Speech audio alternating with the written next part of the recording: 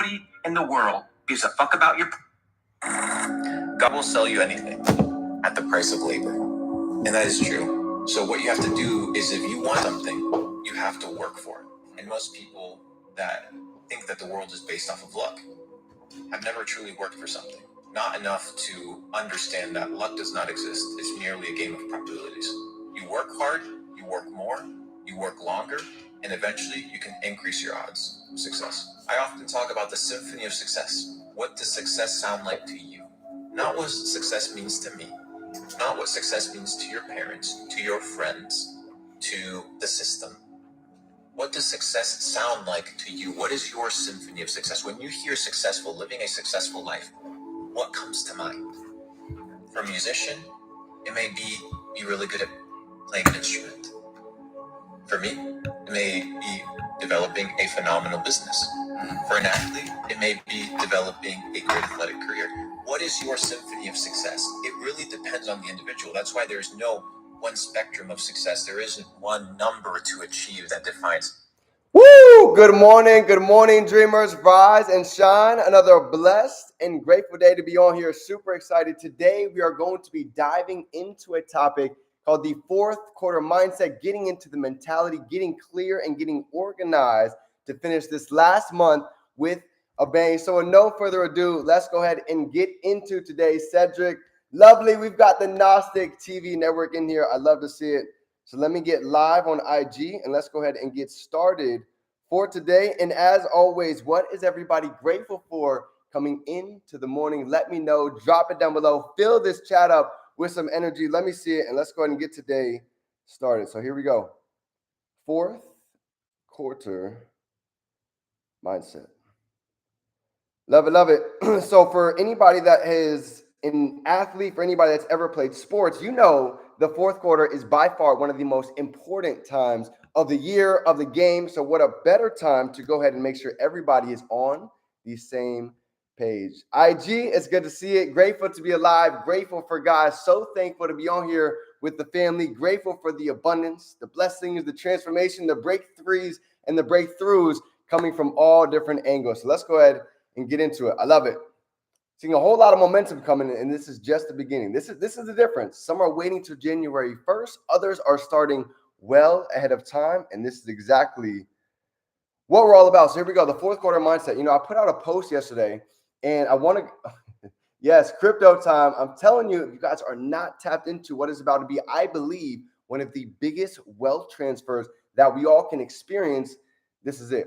Now, coming into the fourth quarter mindset, I believe a lot of this has to do with how we perceive things, how we perceive life, and how we perceive the position that we're in, right? Because drop a 5 down below. If you guys know somebody, if you know a couple of people who are taking their foot off the gas right now, maybe they're relaxing, maybe they're traveling for the holidays.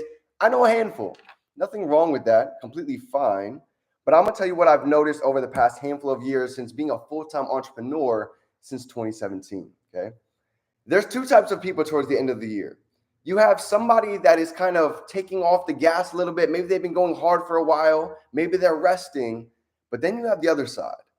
You have the other side that's getting organized. They're laying out their plans. They're structuring things. They're getting the layers really in depth. And the difference is by the time January 1st hits, person B already has momentum coming into the new year. Person A, they're waiting for the first to finally, you know what? I'm ready to make a change. I'm ready to do something different. And I've seen it time and time again. Those that already have momentum, here's the best analogy I can give you, okay? Imagine a train that's moving 60 miles an hour.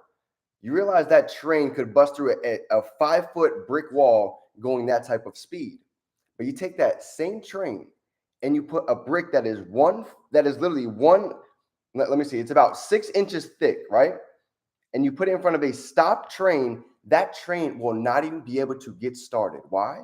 Because it's a lot harder to start from zero and get momentum than it is to already have that thing going and running into the new year with speed. So for everybody, I want to keep this short and sweet. I'm not going to be on here long, but here's the message I want to leave with everybody for today. So I've been getting a ton of messages pouring in from all different angles, and here is my thoughts for today. You ready? Today is a day that we've never seen before, and today is a day that we'll never see again, right? So here's my question for everybody, QLQ, quantum linguistic question. Who do I become when I step into the highest version of myself? That's one. Here's two. I wonder what my life looks like when I begin to run at the things that I fear most. Ask yourself those two questions and just let your brain ponder, see where it goes. And you're going to see maybe we're afraid to make that video. Maybe we're afraid to go ahead and reach out to that person in our network. Maybe we're afraid to go to that event. And I can tell you, wherever the questions that we ask, the answers are waiting to be found and take action with. So here's my third QOQ for everybody today. You ready? I wonder what my organization looks like when I'm able to produce at my highest level. Because here's something that I was talking with Brian about. He said, D, how'd you get to the $50,000 ring so fast? I said, this was my question every day. If my team duplicated what I did today, what would my organization look like? How many three-way calls? How many events? How many times am I networking with new individuals? How many shows am I go out and doing? Because here's the thing with the team.